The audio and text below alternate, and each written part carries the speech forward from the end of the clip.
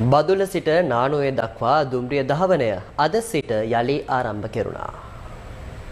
දිට්වා සුලිකුණාටුවෙන් හානි වූ එම මාර්ගයේ මෙතෙක් දුම්රිය දහවනය වූයේ බදුල්ල සිට අඹේවැල දක්වා පමණයි. ඒ අනුව අද සිට බදුල්ල සිට නානුවේ දක්වා දිනකට දුම්රිය වාර 4ක් ක්‍රියාත්මක වනු ඇති. දුම්රිය මාර්ගයේ නවීකරණ කටයුතු සිදු කිරීමෙන් අනතුරුව තමයි අද දවසේදී බදුල්ලේ සිට නානුවේ දක්වා මෙම දුම්රිය ධාවනය වන්නේ.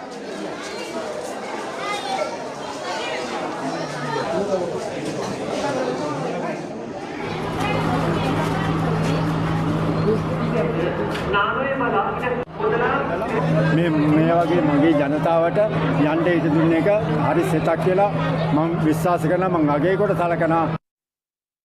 මේ අතර මහා මාර්ග සහ නාගරික සංවර්ධන අමාත්‍ය විමල් රත්නායක පැවසුවේ මේ වසර තුරදී රබුක්කන සිට මහනුවර දක්වා දුම්රිය මාර්ගයේ ප්‍රතිසංස්කරණ කටයුතු අවසන් කිරීමට අපේක්ෂා කරන බව.